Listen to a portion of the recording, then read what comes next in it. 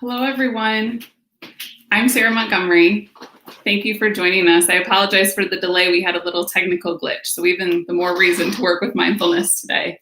So I am a certified mindfulness educator and founder of Peace Within Mindfulness for Veterinarians. And I thank you for joining us for this workshop on compassion fatigue and mindfulness in vet med.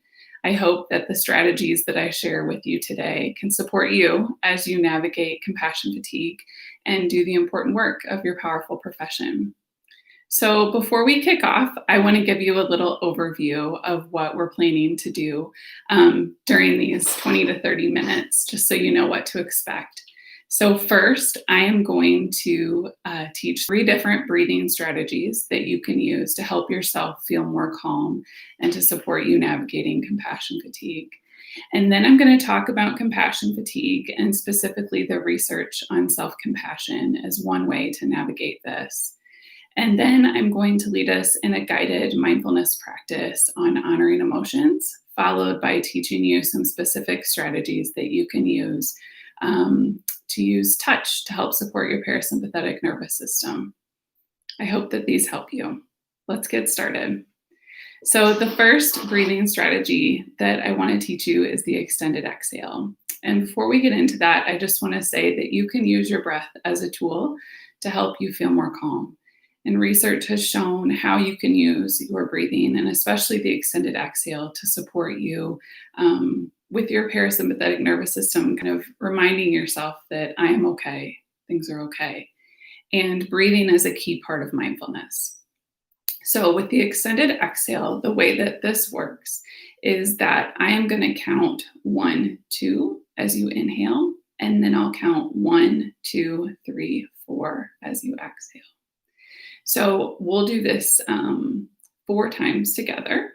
And if you want to have your eyes closed, you can, or if you want to have them open, it's up to you, whatever feels most comfortable for you. So here we go. So you're inhaling as I do 1, 2, and then exhaling as I count 1, 2, 3, 4. So ready? 1, 2, and then 1, 2, 3, 4. 1, 2, 1, 2, 3, 4. 1, 2, and then exhale 1, 2, 3, 4. And then inhale 1, 2, and exhale 1, 2, 3, 4. If your eyes are closed, you can open them. And give yourself a moment just to check in with your body and see if you notice any difference from when we started just a few minutes ago. The next breath that I want to teach you is called the shoulder shrug breath. I don't know about you, but I carry a lot of tension in my shoulders and upper back. That seems to be where stress likes to live. And so this breath can be a really helpful way to kind of connect with your body and release some of that tension if you can. So the way that this one works, and I invite you to try it with me, is that you'll inhale as you lift your shoulders up towards your ears, and then you'll exhale as you lower them. And if you want to exhale kind of forcefully, you can be playful with it. And the goal is just to kind of make that exhale a little slower as well. So let's try that 3 times together. Inhaling as we raise our shoulders up, and then exhaling as we lower them. Ready? We'll do it again.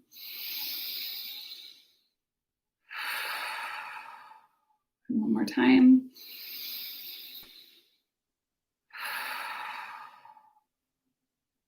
You can just see if that helped you a little bit with some of those tense areas.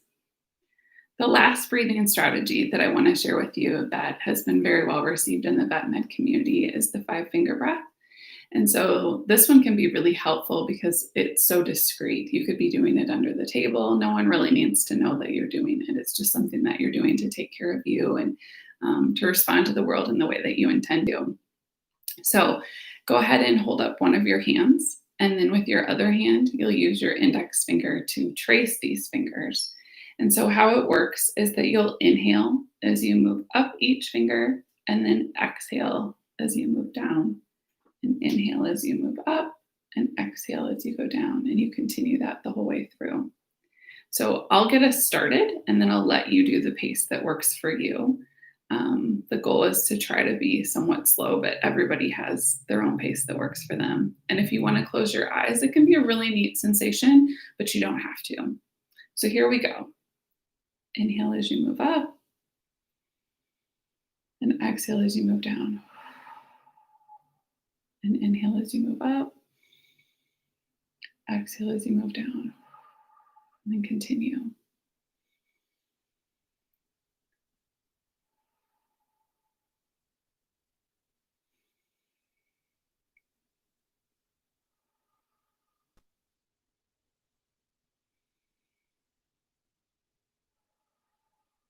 Go ahead and do it a second time.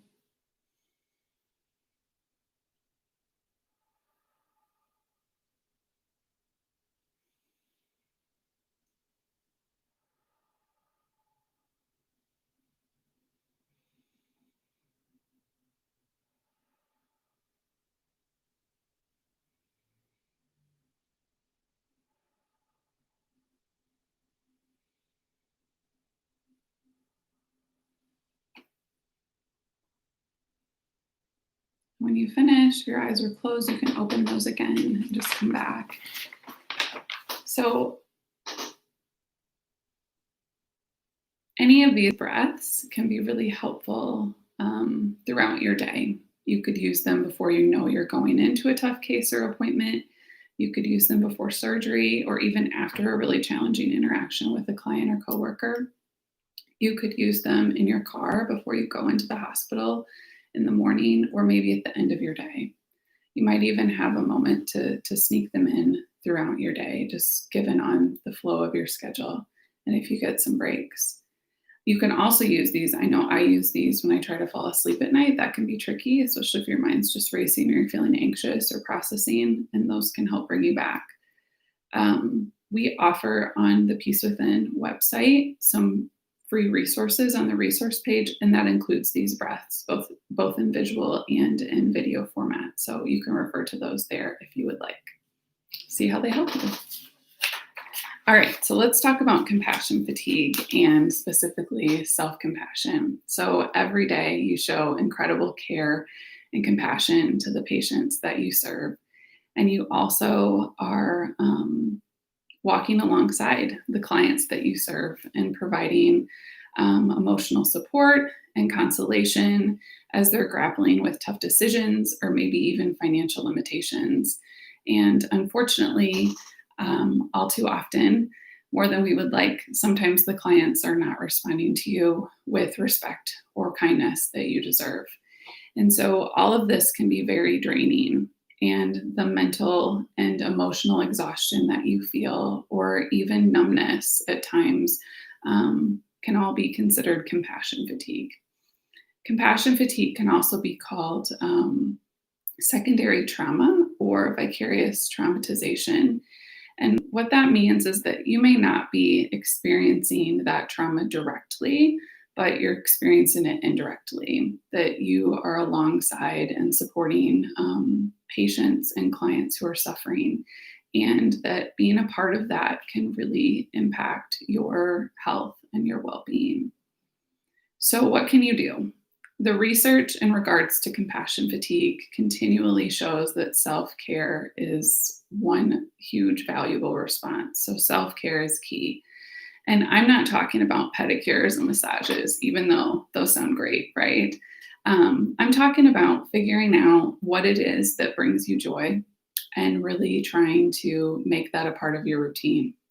Figuring out what fills you up, what helps you recharge, and trying to give yourself the opportunity to engage in that, whether it's just once a week or if you could sneak it in even daily, just to help you fuel and heal and recharge a bit so that you can bring to the world what it is that you want to bring on a daily basis. You can also show yourself deep self-compassion. You're already a very compassionate person. You wouldn't be in this profession if you weren't. And so your compassion is an incredible strength. It could even be seen as a secret superpower. And you can use this superpower to take care of you and to show yourself kindness and compassion in the same way that you do for loved ones or for patients who are suffering. And cultivating this self compassion can help you build resilience, can promote your well being, and help you navigate compassion fatigue. So, a little bit of research about self compassion. So, Dr. Kristen Neff, who's at the University of Texas, Austin, is a pioneering researcher on self compassion. And in her decades of research, she's found that just like we can offer compassion to others, we can offer compassion to ourselves. Instead of judging or criticizing ourselves, we can instead pause and ask, how can I show care for myself right now? And then, just like you would care for a sick patient or a loved one, to respond to that. In her research, she's identified 3 elements of self compassion. And the first one is to be gentle and to be kind with yourself, which can be really tricky. The second one, the second element that she's found is to realize that you're not alone. You are not alone. That unfortunately, suffering is a part of our shared humanity. And then the third element that she's found is that we can use mindfulness to help us support a deeper awareness of our thoughts and emotions, and that mindfulness can help us with building our self-compassion.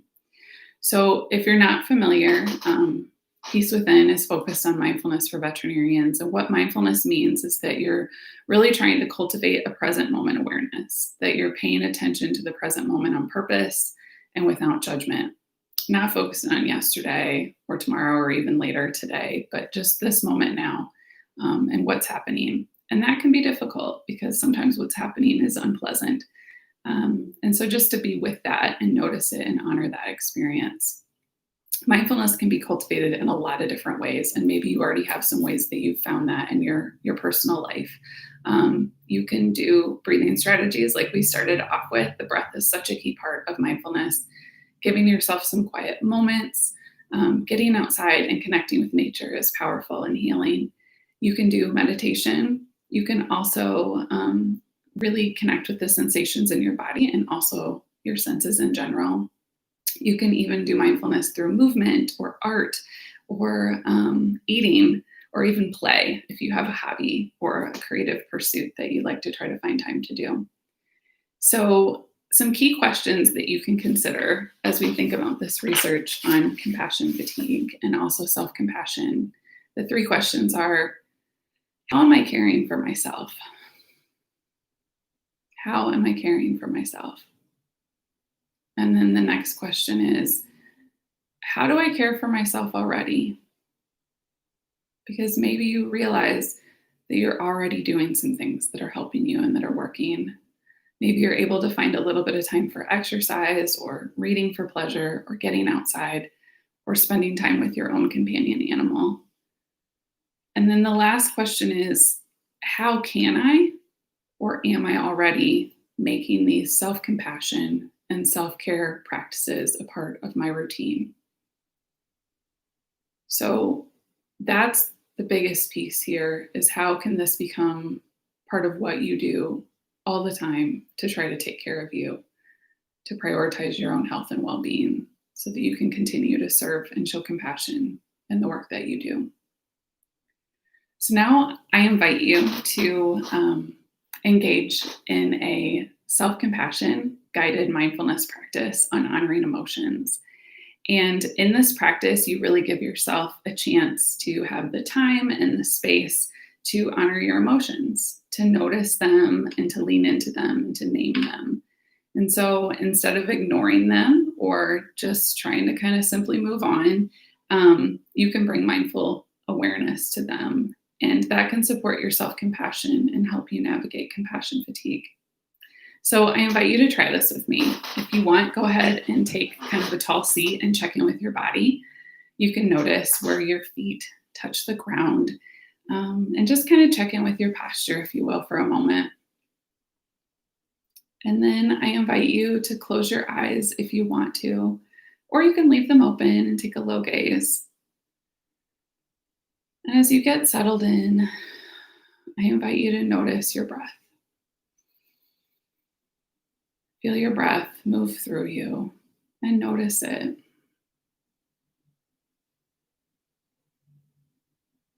There's no need to change it, but instead, just try to follow 2 whole, complete breaths as they move through your body.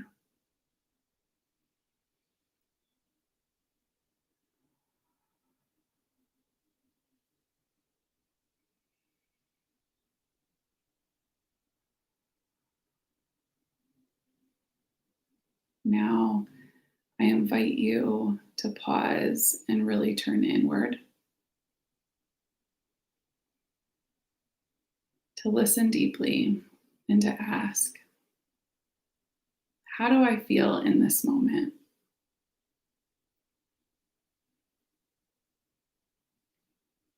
And to name the emotion or emotions that you feel.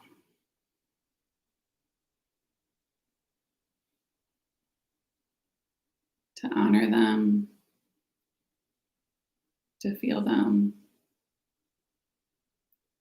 to really lean in to these emotions.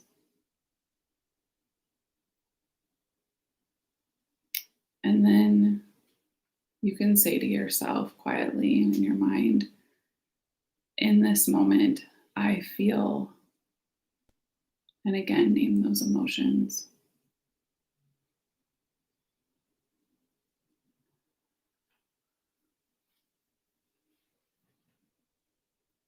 Let yourself feel these emotions and try to gently remind yourself that these emotions can change.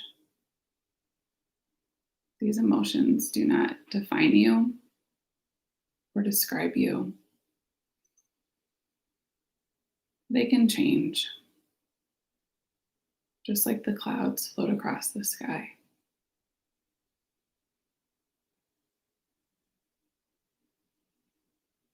And as you stay with these emotions and name them, try to soothe yourself and ask, what can I do in this moment to comfort or soothe myself?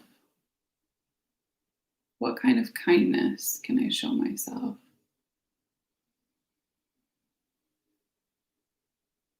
And just listen.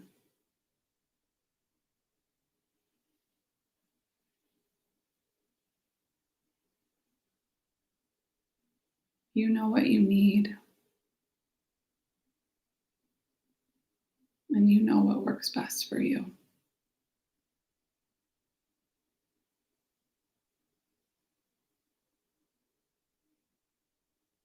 And then try to think of what you can do in this moment or maybe later today to show yourself that kindness and that care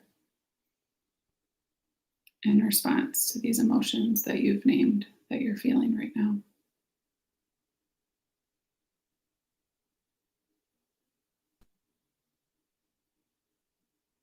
Then I invite you to take one complete breath and just notice that move through you.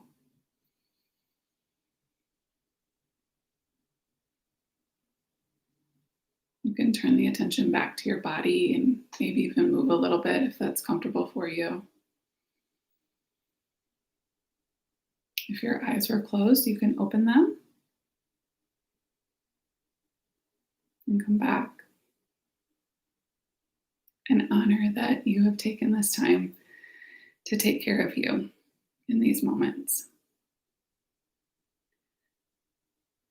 So, checking in and naming your own emotions can support you navigating compassion fatigue and building resilience.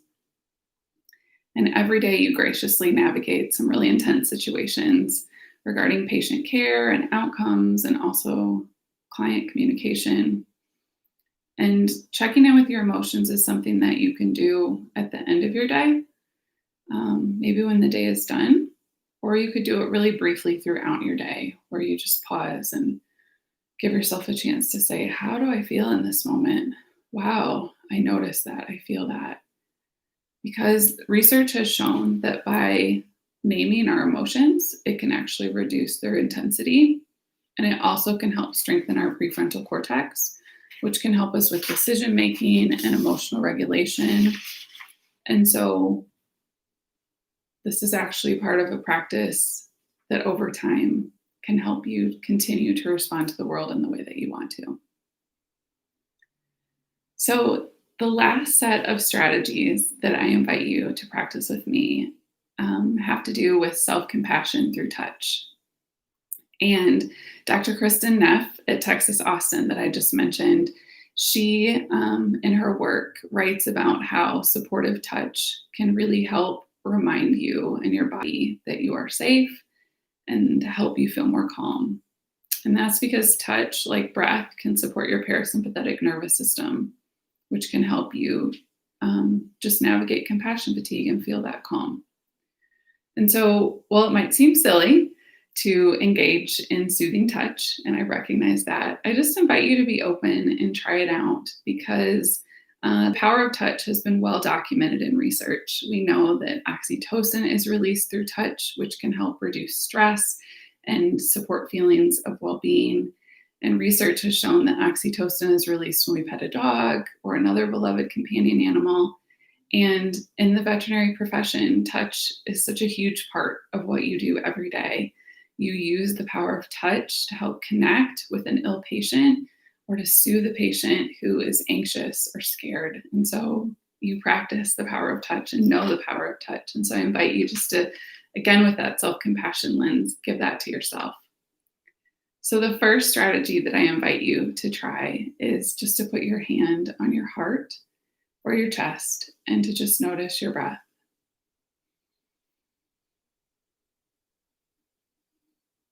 And then you can take your other hand and place it on top of your initial hand and just see how that changes things. Notice your heart beating. Notice your breath moving through you. Then with the hand that's on top, you can move that hand to your abdomen. So you have one hand on your chest and one on your tummy. And again, just notice your breath. Notice the sensations moving through your body.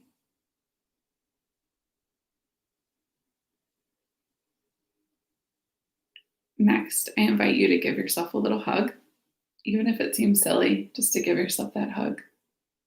And then you can even put your hands under your arms and just notice that feeling of that posture, just that security and that comfort. And feeling held.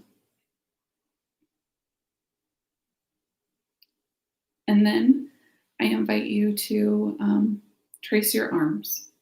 And so you can just put one arm out and with your opposite hand, just kind of gently move your fingers down your arm a couple of times. And notice what that feels like. And then you can switch sides and do it with the other arm. And last, one of my favorites is where you draw a circle in the palm of your hand. So you can start with whatever hand you want, and then you can use your index finger of the opposite hand just to draw a circle, whatever direction you want, but do it a couple times. And just notice that tactile experience. When you're ready, you can switch hands.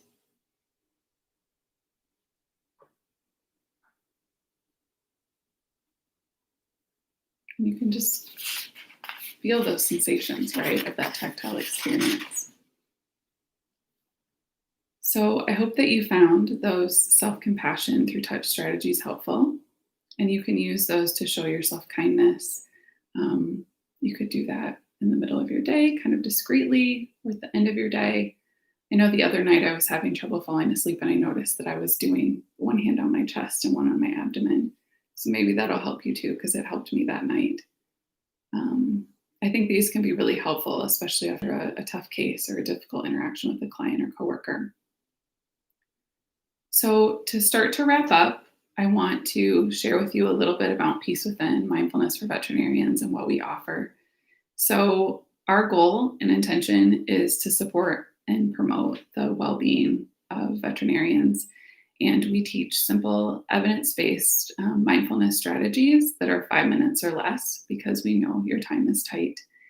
We offer a monthly membership where you can receive 3 new strategies a month in audio or video format. And when you decide to become a member, you get instant access to the library of strategies that are prepared. And the thing that's really exciting is that these strategies are designed specifically for the vet med community. My own veterinarian shared, who's a dear friend, said, use your teaching to help us. We could really use your help. And so with that, I interviewed over 100 veterinarians along with my husband. And so based on that information, we've designed these strategies to support the specific needs that you may have. To thank you for joining us today. And because we're in a pandemic that might be going on for a while, we've decided to offer a 50% discount. And so in a few minutes, or when we get a chance, we are going to send you a follow-up email with the recording, the link to the recording of this workshop, and then also information on how to become a member or to find out more, and that discount code of 50% off. And we hope that you take a look at it and think about it and share it with colleagues. If you're a vet med student and even with 50% off, this is just not possible in your budget, I get that. And so feel free, if you're interested, to reply to the email and we'll work with you. We'll help you out because we want to help take care of you. We want you to be well. Also, we offer group discounts. So if you're a part of a larger practice or you would want to make this available to your team, email us and we'd be happy to work with you on offering a discount as well so that this can be accessible to your group and you can try it together. Also, in the email, we're going to provide a link to just a super short survey, 2 or 3 questions total. It'll only take a couple minutes. And we'd really appreciate it if you'd fill that out just so we can continue to learn and continue to serve to the best of our ability. So if anyone has any questions about Peace Within or about any of the strategies that I shared today, feel free to type those in the comments. I'll wait just a minute or so here and see if we have anything. And if not, you can totally email us all the time. So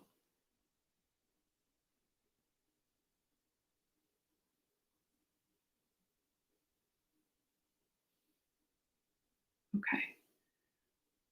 I want to thank you for taking time to join us and for taking time to prioritize you and to take care of you. And I hope that these strategies help you. I hope that you're able to pick and choose what best resonates with you and to make that a part of your routine, to show yourself self-compassion and self-care in order to help you with resiliency and in the light of the compassion fatigue that's so prevalent in the vet med community. Again, reach out if you have questions or comments or connections. We thank you. May you be well.